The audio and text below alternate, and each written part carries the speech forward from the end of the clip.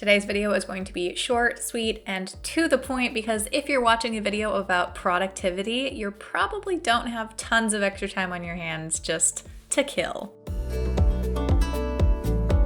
Hey, I'm Carrie. Welcome back to my channel, or welcome for the very first time. All around, welcome. I'm Carrieblogger, a career freelancer on Fiverr.com, where I've been selling as a Fiverr Pro verified copywriter for about the past 8 years. And in today's Freelance Friday video, I am outlining the 7 work habits that are absolutely killing your productivity. But before we can get into that, we have to announce this week's Blogger of the Week. If you would like to be the Blogger of the Week, just like Abida Asghar, all you have to do is drop a comment down below and you might get picked. Side note, I'm just going to stop saying that I think I'm saying names wrong or that I'm worried I'm saying names wrong. Of course I'm saying names wrong, so we're just going to assume that I'm trying my best here, and whatever your name is, it's beautiful, even if I butcher it. Number 1, you're probably being sidetracked by inquiries. It's so hard to get started in the day when you feel like you are trying to tackle your inbox, you're trying to get through those DMs, make sure that client inquiries are turning into orders, you're giving them that attentive service, but ultimately it's standing in the way of you actually being able to do orders. Several of the other freelancers that I've talked to in a little freelancing Discord group that I'm in, they talk about having like set hours for when they answer messages, that they only tackle their inbox, from 7 to 8 a.m. and only from 2 to 3, and those are the only times they do it. Otherwise, it's so easy to get sucked back in. I take a little bit of a different approach because I prefer for my work life to be a little more fluid, and especially in terms of scheduling, I don't want to lock myself into those rigid timelines.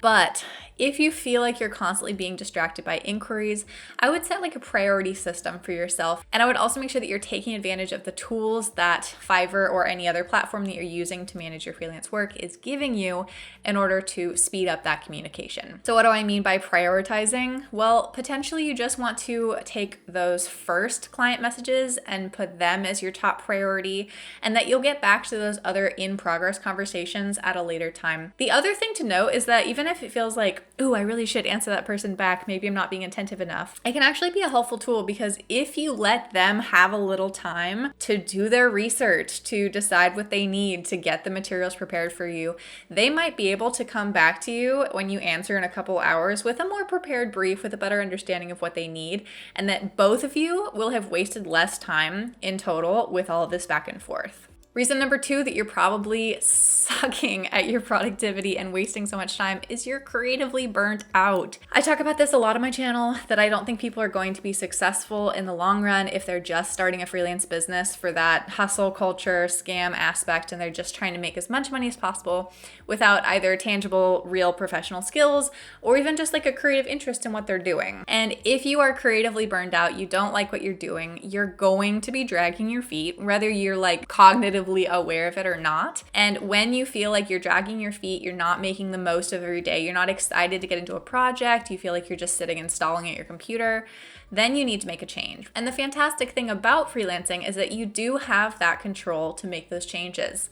I personally change my business about once a year, definitely every 2 years, when I think about the gigs and services that I do that are taking me too long, taking me longer than it used to, because I'm just sitting there, I'm creatively burnt out about it, I'm not really excited, it's not leading me forward, it's not propelling me in my work life. And then I decide to come up with something new that I am interested in, I am excited about, I do want to learn and get better at. Number 3, kind of related, you might not be taking very good care of yourself. Making sure that you're taking time to eat a healthy lunch in the middle of the day, making sure that you do carve out time to exercise, to be outside, to be with friends and family, and that you're not letting your work life overwhelm you.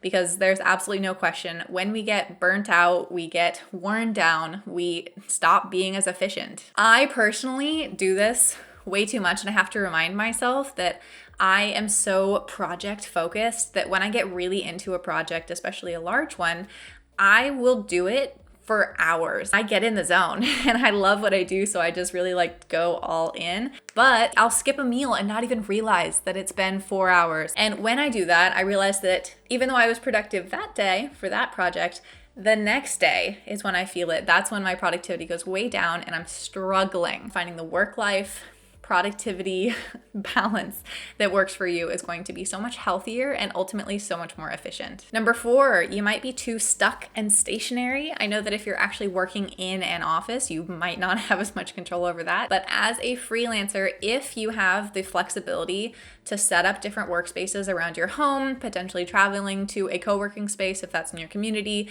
setting up shop at a coffee shop for a little bit, just getting a change of pace can really help to reinvigorate you, especially creatively. And I go through phases, 3 days I'll be working over here in the corner on the floor in my office, then I'll spend a couple days at my desk, I'll be downstairs on the couch for a while, I'll be at the kitchen island. It goes through phases because I want to feel fresh and new in kind of every day that I approach my work life. So if you're having a hard time, especially getting started, or if you feel like you've spent so much time and you just really haven't made progress from A to B, try changing it up, try going somewhere else, try moving and changing your scenery, because that little bit of a spark of difference can help you just reset your focus. What are we on now? Number 5? Yeah. Sensory distractions. This depends a little bit on your kind of learning and working style. I know that personally, I cannot, absolutely not focus if there's any sound that's not the right word, if there's any words in the background, because I'm a writer and I'm dealing with all these words in my head. If you're visually distracted by a car driving out the window and that sends your thoughts flying out, make sure that you're setting up your space so that it's fully conducive to you. Conducive is the word I wanted to say there. Number 6, starting late in the day can totally throw off your productivity vibes. And I'm saying this with a little grain of salt because I don't even have a set wake up time. The healthiest thing for me is that I sleep for 9 hours and 20 minutes every single night. I'm sure people are in the comments going to say, oh my God, you sleep too much. I'm telling you, I am now almost 27 years old. I know how much I have to sleep. So regardless of the time I go to bed, I just change my clock and I sleep for 9 hours and 29 minutes every single night. And so I don't typically get an early start to my day, but I encourage you to do something right away in the morning, right away. As soon as you're up, as soon as you're ready, your brain's turned on. I'm personally a morning person, so the second I'm up, I'm up. Whether that's taking advantage of answering those inquiries, or maybe you're gonna get one small order just done right in the morning, or maybe you're gonna prep documents for the rest of the day so that you can just set at your computer and just go. Not only does that give you the chance really early in the morning to start a small project and just flow into something bigger if that's calling you, it also just kind of sets the tone for the rest of the day. And number 7, the thing that's probably killing your productivity, this is hard to hear, but you might not have enough practice, because the more practice you put in, the more times you do something, the faster and better you're going to be at it. Personally, I'm a really fast writer, especially from like asking other people how quickly they write, how much work they go through. I'm a really fast writer, and it has gotten faster over the years. The more you do it, the better it will be. So it's a little counterintuitive, or it's at least a little hard to balance, because if you already feel like you don't have enough time or you're not getting through enough things in the day, how are you going to put more practice on top of that? But I'm telling you, it is so worth it in the long run, because you're training yourself to be more efficient, to sit down, instantly be able to like prioritize and plan the task ahead and execute it with tools right at your fingertips. Whether that's physically, like you know where things are on your computer, you have lots of shortcuts, you have lots of assets easy to pull up, or just pulling it out of your brain, which for me is really the hardest thing. All right, I talked even more than I was planning to. Really hope that you found this helpful. I wanted to give some clear, specific advice. I've been struggling a teensy little bit with my productivity recently, and I know that these things weigh on my mind, and they probably do for you as well. Thank you so much for watching. If you enjoyed this video, please be sure to like and subscribe and drop a comment down below. I always say this, but I really, really do enjoy reading your thoughtful comments and just kind of getting to know you guys in the comment section below. So thank you. And yeah, let's get back to work.